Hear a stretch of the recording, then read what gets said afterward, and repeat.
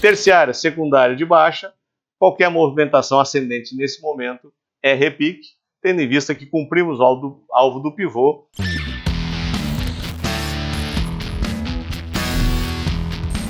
Olá, amigos e amigas da Focalize, sejam bem-vindos aqui ao nosso bate-papo da sexta, espaço onde debatemos o que aconteceu de principal na semana, o impacto disso nos principais ativos e tentando projetar algo para a próxima semana ou quem sabe até para as próximas semanas. E a principal novidade ou o principal fato da semana, sem dúvida nenhuma, foi a questão da volta da oneração dos combustíveis, uma discussão ferrenha dentro do próprio governo, sendo que ficou claro, inclusive, uma divisão entre o que eu chamo de ala moderada do Partido dos Trabalhadores e a ala mais raivosa, digamos assim, a ala moderada claramente puxada e comandada pelo ministro Haddad, e a ala raivosa pela Gleisi, Mercadante, toda aquela turma que costuma vociferar discursos, de vez em quando, inclusive, indelicado por parte de seus protagonistas, né?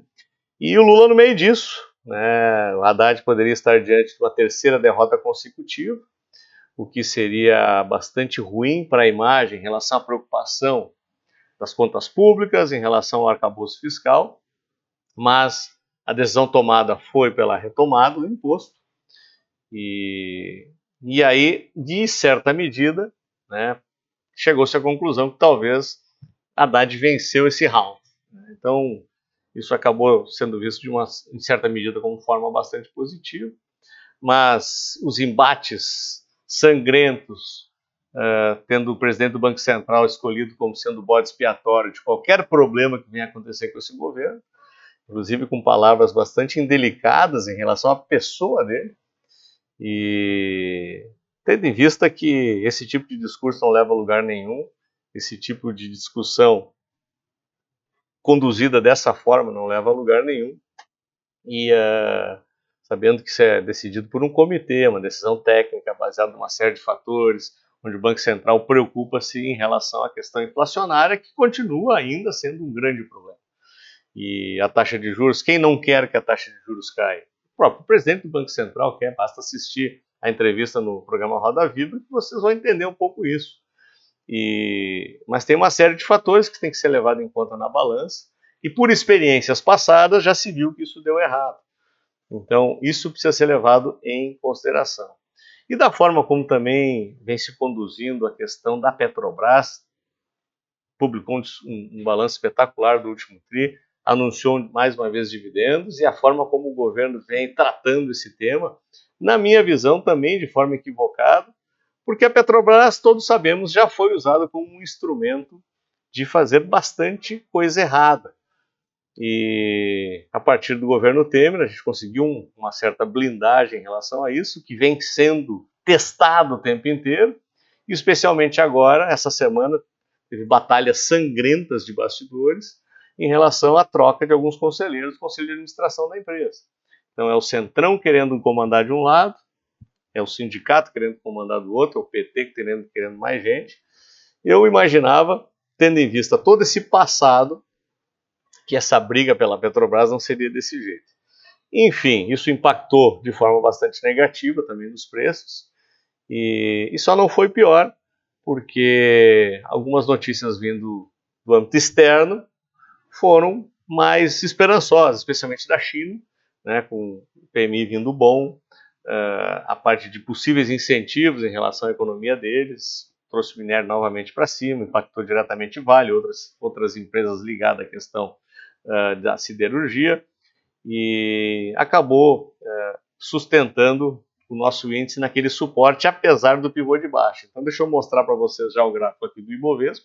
Então já tínhamos mostrado o pivô de baixa, tínhamos projetado o alvo aqui na faixa de 103 mil pontos, que praticamente foi atingido, 103.100 pontos.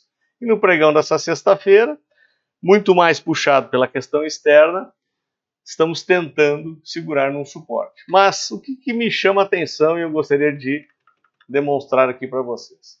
Nós estamos com as médias totalmente alinhadas no sentido descendente, 55, 21 e 55.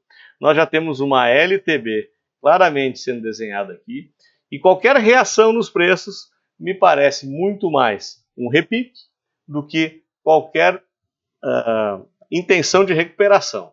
Então, nós poderíamos buscar aqui os 105 mil pontos, quem sabe até num movimento um pouquinho mais extremo até os 107. Então, vocês podem ver, a média de 21 já está tangenciando a LTB, e isso é um comportamento muito, muito comum, muito clássico nas tendências de baixa. Nesse momento, o que a gente visualiza? Se eu colocar o gráfico semanal, a gente já consegue visualizar também que a secundária virou para baixo. Então, nós temos as médias também alinhadas, a de 9, de 21 e 55 semanas para baixo e também alinhadas na tendência de baixa. Então, terciária, secundária de baixa, qualquer movimentação ascendente nesse momento é repique, tendo em vista que cumprimos o alvo do pivô, existe uma grande possibilidade dos preços reagirem positivamente. E se formos puxados pelo que aconteceu lá fora, né? Então se eu boto o gráfico do VIX, deixa eu colocar aqui para vocês, o VIX baixando dos 20, ou seja, melhorou ou baixou o medo no mercado americano, a S&P reagiu com bastante força no pregão dessa sexta-feira, Nasdaq não foi diferente, e me chama muita atenção os preços no mercado europeu, que já estão armando mais um pivô de alta em topo, em detrimento de guerra, uma guerra que a gente ainda não sabe quando termina, qual é o fim que ela pode ter, a inflação ainda pegando forte por lá, a taxa de juros ainda vai subir, é problema com imigração, enfim, a Europa tem problema que chega, mas não parece estar refletindo-se nos preços dos ativos. Eu queria mostrar outro dado importante aqui para vocês, que depois de bastante tempo, a gringaiada deu uma arrefecida no seu apetite por investimento. Aqui tivemos uma saída, aqui, fechamento de fevereiro já, de 1,1 bilhão. Ainda mantém-se uma quantidade bastante expressiva, acumulada aqui está acima de 130 bi, mas liga sinal amarelo, porque não tivemos entrada e tivemos até, inclusive, uma pequena saída de capital estrangeiro. E para fechar, deixa eu voltar aqui para o nosso Profit Chart. Eu gostaria de mostrar para vocês o dólar, e depois eu queria falar um pouquinho de taxa de juros. O dólar não foi nada diferente do que esperávamos, já tínhamos comentado da indefinição da tendência e da possível lateralidade. Foi exatamente o que fez, inclusive, com menos volatilidade. Claramente aqui 5,15 suporte, 5,30 resistência. A terciária indefinida, a secundária de baixa.